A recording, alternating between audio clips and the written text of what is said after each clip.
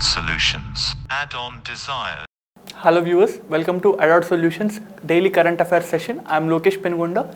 This session is designed mainly for aspirants preparing for banking, groups and such other examination. We take news articles from both the Hindu and the Indian Express, make a use of. So we have an article talking about Human Rights Council. What is Human Rights Council? Human Rights Council is a intergovernmental body within the United Nations framework. This body is responsible for the strengthening and the promotion of human rights around the world. So this is a body set up by the United Nations to promote the human rights not only just in few countries but also to the entire world. This body was established in the year 2006 by United Nations General Assembly.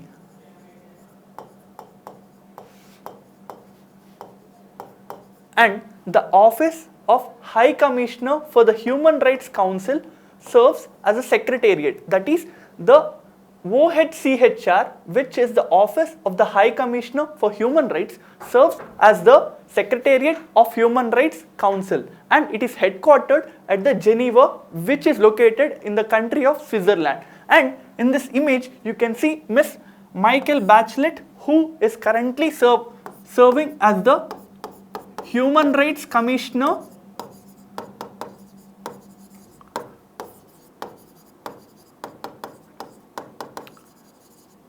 She was president of the country Chile. So an ex-president of Chile has been appointed as the commissioner, as the High Commissioner for the United Nations Human Rights Council in the year 2019.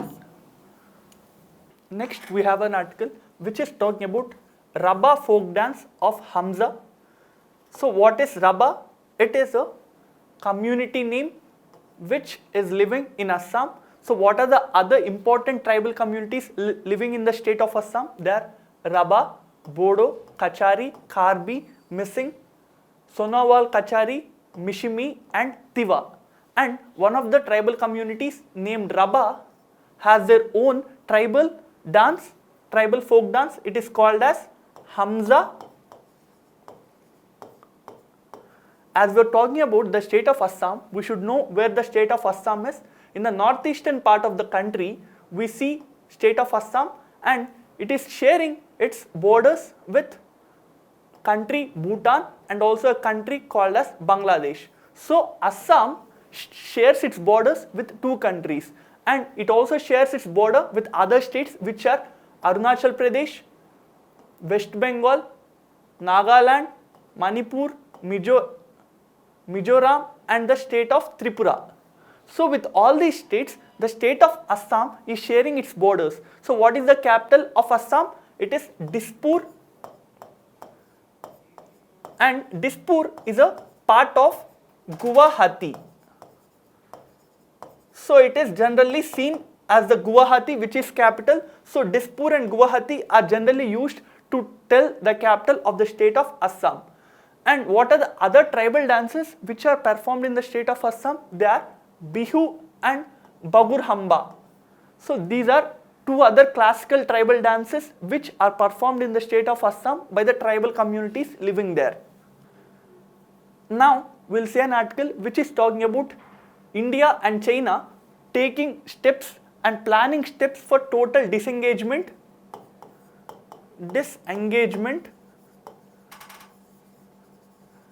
at several friction points on their borders. As this article is talking about borders, we will see the bordering regions and the sectors of India and China. So you can see in this image, this red line determines the western sector, and western sector is nearly 2150 kilometers long. That is 2150 kilometers long border of India and China is shared by this western sector, whereas the middle sector, which is passing through the states of Himachal Pradesh and Uttarakhand, is the smallest sector between India and China, and this sector is just 625 kilometers long. That is 625 kilometers border of India and China is shared through this middle sector, and whereas the parts of Sikkim and the parts of Arunachal Pradesh, we see the eastern sector or the eastern boundary of India and the China, and this is nearly 1140 kilometers long. So these are various sectors where India is sharing borders with China. So what are the other countries which share border with India and how long these borders are with these countries? So in this image you can see various countries which are sharing land borders with India, and to determine the descending order of the countries sharing border with India, we have a acronym called as Bachpan MBA. So what is Bachpan MBA? BA stands for Bangladesh because Bangladesh shares longest border with India. So what is the length of this border? It is nearly 4096 kilometers long. So BA stands for Bangladesh, CH stands for China. So India has second longest border with China. So what is the distance or what is the length of the border between India and China? This is nearly 3488 kilometers. So CH is also done. Next we have PA. What is PA? PA stands for Pakistan, and India and Pakistan share a land boundary of nearly 3300 kilometers. So BA is done, CH is done, PA is done. Next we have a N. What is N? N stands for Nepal, and India and Nepal have a border of 1751 kilometers. And next is Myanmar, and next is Bhutan, and next is Afghanistan.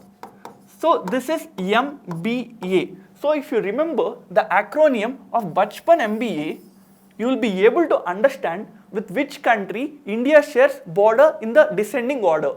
So you can see here the Indo-Bhutan border, Indo-China border, Indo-Afghanistan border, and you can see here this is the shortest land border with India. Next we have an article talking about the United States President Mr. Joe Biden owing his support to Kyiv after the Russian build-up. So what is Kyiv? Kyiv is the capital of the country Ukraine. So what is the issue that is going on?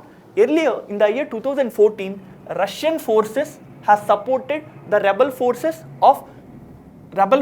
in Ukraine, which have taken control of the territories of Crimea and Donetsk. So these two territories have been under the control of Russian supported rebels, and Russia is planning to annex these two territories into its own territory. So Crimea, which was a part of Ukraine, has been trying to is being annexed by the country Russia. So United States is planning to support Ukraine with arms and ammunition and other diplomatic support. So United States President Mr. Joe Biden has called the Ukrainian Prime Minister and vowed his full support in this regard. Next we have an article which is talking about Tunisia. So where is Tunisia? Tunisia is a North African country. You can see in this image it is bordering with the Sea of Mediterranean, and it is sharing its borders with Algeria. So this is Tunisia sharing its border with Mediterranean Sea. And what is the capital of Tunisia? It is Tunis. So why is there a news regarding Tunisia? Because there was an extremist who has exploded herself as a part of terrorist activity. Next we have an article talking about the capital is planning to get its first partition museum, and which is set to be open on August 15th. So this capital is talking about the capital of India, that is Delhi. So this article is stating that Delhi will be getting its first ever museum to honor the partition. So a partition museum was being constructed in the Delhi, and this partition museum will open on the 15th August of this year on the Independence Day. Also, we have something related to the general studies.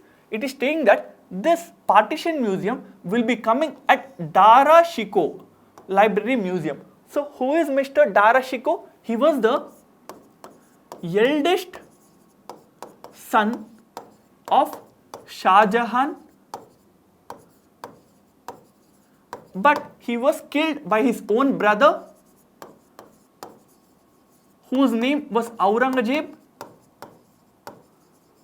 Mr. Aurangzeb, after killing Dara Shikoh, has become the emperor of the Mughal Empire. So this was seen as a war of succession.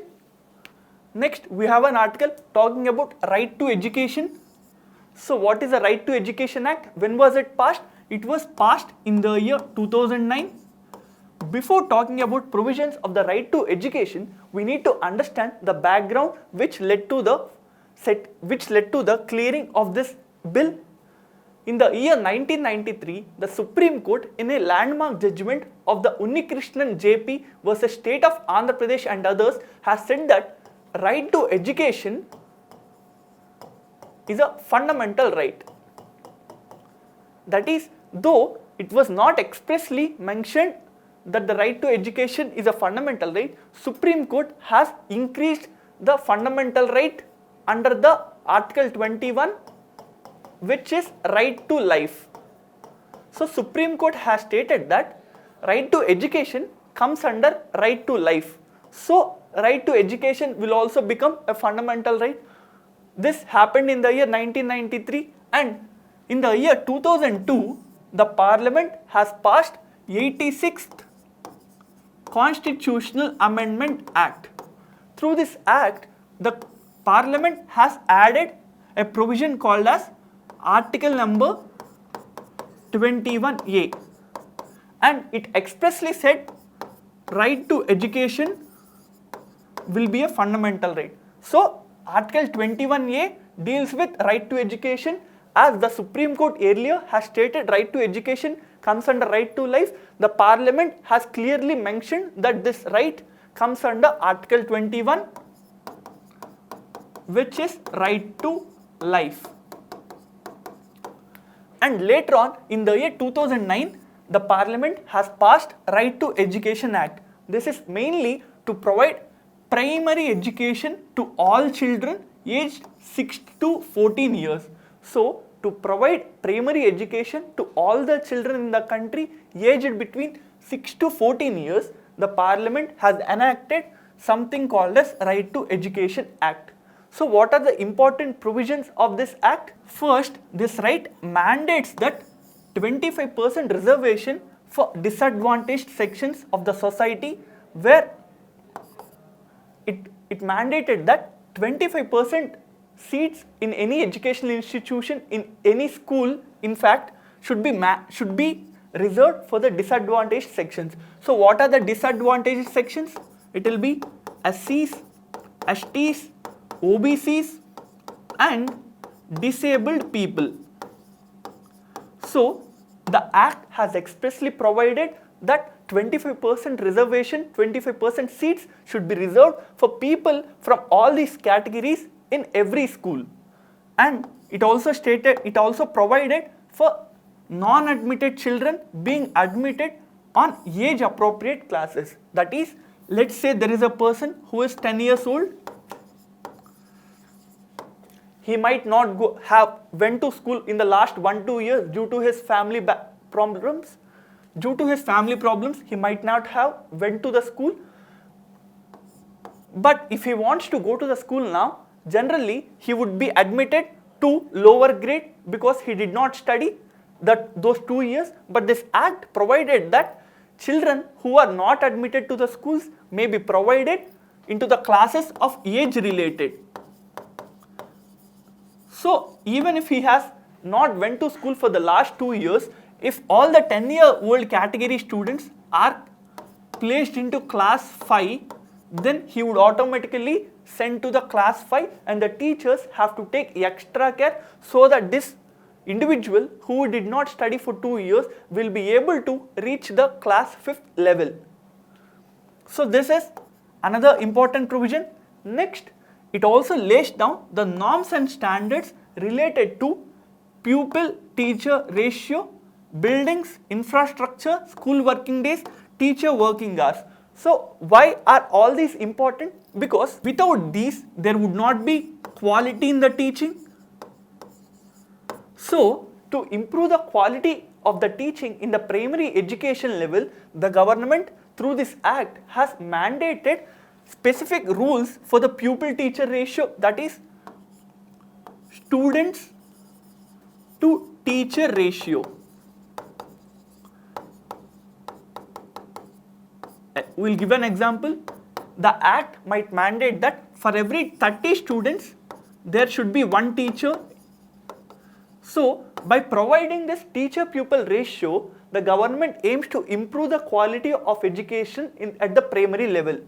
Also, by passing this act, the government enforces that the education is a part of the fundamental right. So it have both the enforcement issues, enforcement positive issues, and also various provisions that support the right to education. Next, we have an article talking about fire in the Lala Budia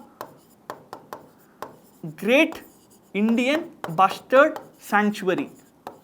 So where is this Lala Budia Great Indian Bustard Sanctuary? It is in the state of Gujarat, in the region of Kutch. Now we'll see about the Great Indian Bustard. So this is the Great Indian Bustard. It is one of the heaviest birds that can fly. That is, as you can see in this image, it is weighing nearly 18 kilos and it is nearly 3.3 feet tall, but it can fly. So it makes the Great Indian Bustard among the heaviest birds that can fly. And where is this bird generally found in? This is found in the states of Andhra Pradesh, Gujarat, Madhya Pradesh, Maharashtra, and the state of Rajasthan. But due to several reasons such as poaching, such as interference in the natural habitat of the Great Indian Bustard, there has been declining in the population of the Great Indian Bustard, and now it was under the category of critically endangered in the IUCN Red List. So this list aims to tell the government that the birds or any animals which are listed under this category are very few, and if you don't protect the remaining, then it might lead to extinction. Also, we should know the protected status of this bird. As said earlier, it comes under the critically endangered category in the IUCN Red List. It also comes under the Apex 1 of the CITES. It also comes under the Schedule 1 of the Indian Wildlife Protection Act of 1972. So if a bird or if any animal is kept under the Schedule 1 of this Indian Wildlife Protection Act, then that bird will get the maximum protection, so that it would help this animal to grow and it would prevent this animal from being extinct. Next, we have an article talking about Goa's Harvest Festival hit by the COVID pandemic this year. So what is the Goa's Harvest Festival? It is Shigmo Festival. In many parts of the country, we see that there are many harvest festivals such as Bihu, Pongal, Sankranti. So similar to all this, there is a harvest festival called as Shigmo, and it was celebrated mainly by the tribes living in the state of Goa. But we see that from the last few weeks and especially in the last few days, the COVID cases in the country has been on the rise. So to prevent any more increase in the COVID cases, the Goa government has put certain restrictions on the festival of Shigmo, and now we'll see other communities which also celebrate this Shigmo festival. These are Kunbis, Gaudas and Velips. So even these agricultural communities celebrate this festival, and all these communities belong to the state of Goa. Next, we have an article talking about the Capitol Hill.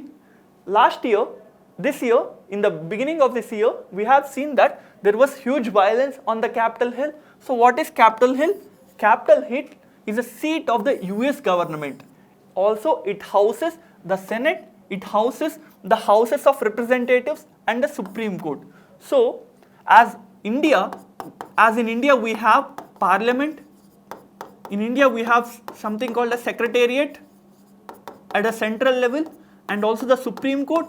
So all these which also will be working for the United States, that is, they have their own parliament, they have their own secretariat, they will have their own Supreme Court, and all these bodies, all these organizations work at a place called as Capitol Hill. And this Capitol Hill is in Washington of United States of America. So when you get something related to Capitol Hill, you should immediately remember that Capitol Hill is in the country of USA. So with this, we come to the end of this session. Thank you. Share our initiative to your other aspirant friends. Add-on solutions. Add-on desires.